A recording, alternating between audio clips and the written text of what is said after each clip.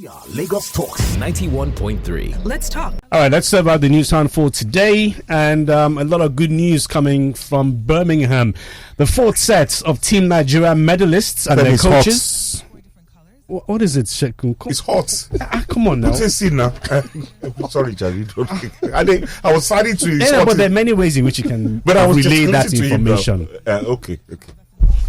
Anyway, the fourth set of Team Nigeria medalists and their coaches at the 2022 Commonwealth Games have received their cash rewards from the Federal Ministry of Youth and Sports Development for their heroics in Birmingham. Athletes who won gold medals received $5,000. Silver medalists received $3,000, while bronze medalists got $2,000. Athletes who represented Nigeria in the 4x100 relay received $15,000 for the team.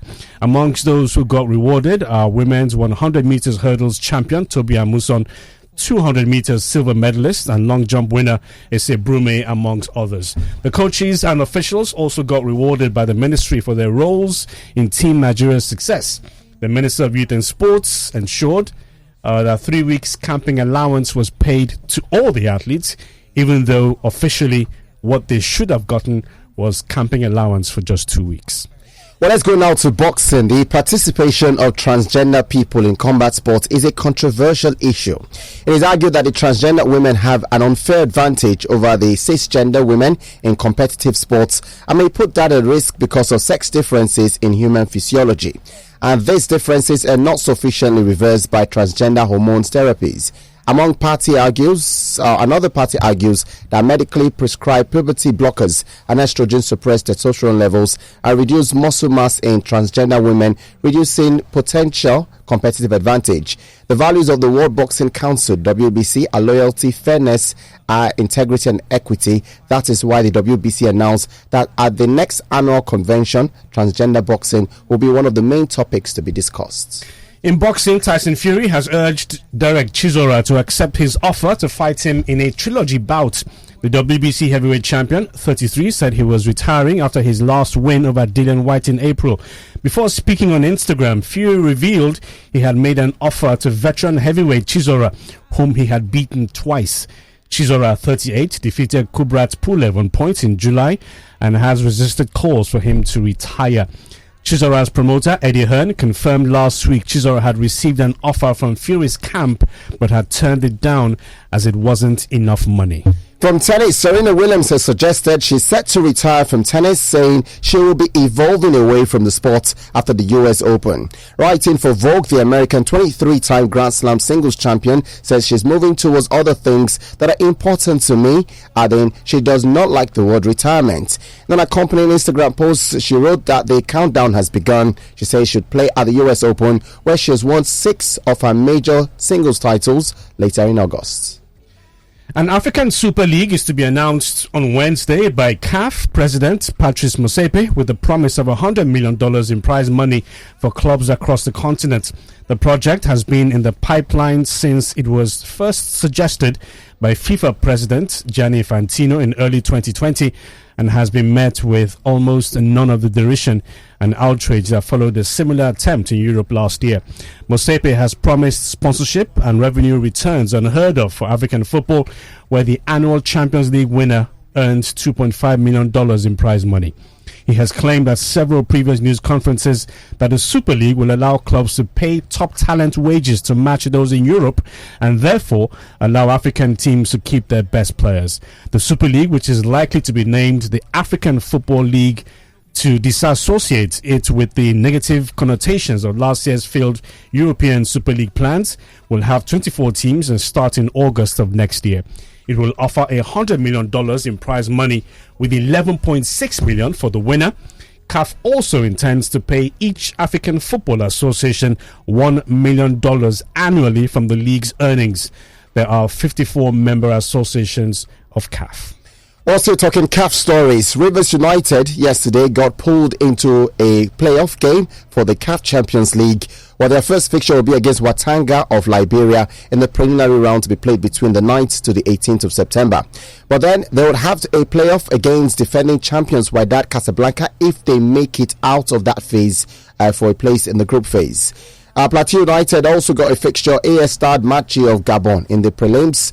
Should they surmount this hurdle, they'll have to battle Esperance of Tunisia for a place in the group stage. The CAF Champions League playoffs are fixed for between October 7 and October 16. In the CAF Confederation Cup, Remo Stars tackle Asfa of Morocco and Kwara United take on AS Douanes of Niger Republic. In a similar development, Remo Stars have appointed Daniel Ogunmodede as the coach for next season.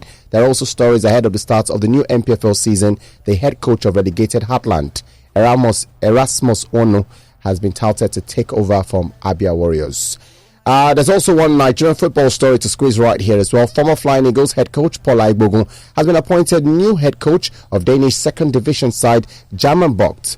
Now, the 50-year-old was the assistant technical director of the Nigerian Football Federation before his appointment.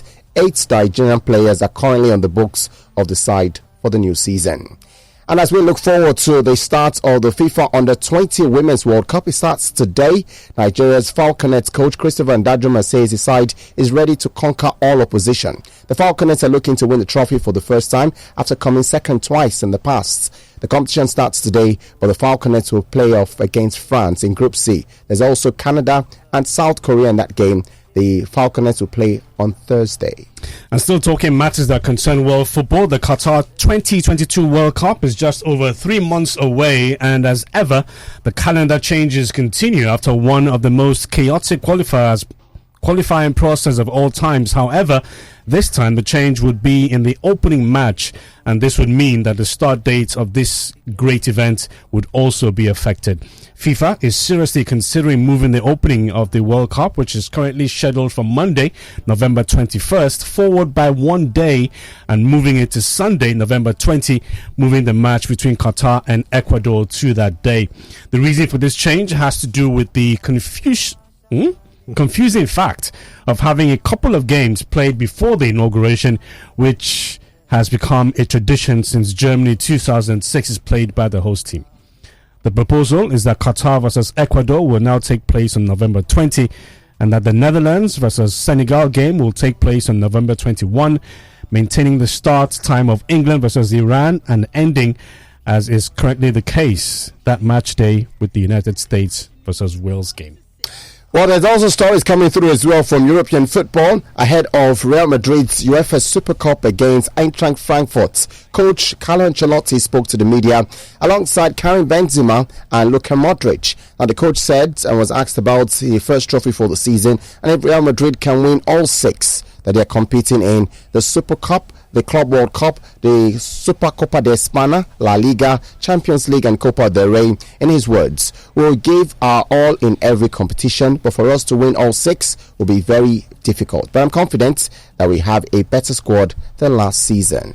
The problems of Manchester United continue, just can't seem to find a footballer, and we're told that United are looking for a striker to lead the line in Erik ten Hag's system. And Alvaro Morata has been offered to the Red Devils.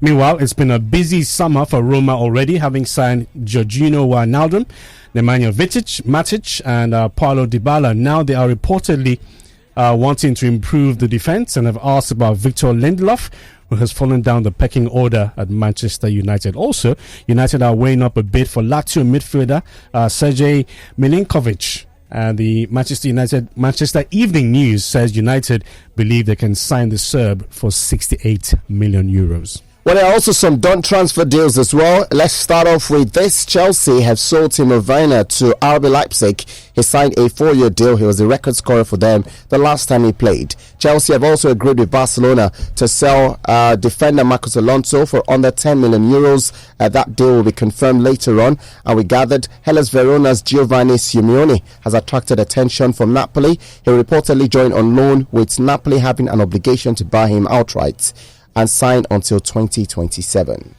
Rounding off with good news, Lance Armstrong, we are told, is a very happy man. Why? Because the fallen legend of the Tour de France married Anna Hansen, his longtime companion in France, and this happened on Tuesday, and all of this was revealed on Instagram. Congratulations to Lance Armstrong. All right, so that's how we round off the News Hound for today. We are Lagos Talks 91.3. Let's talk.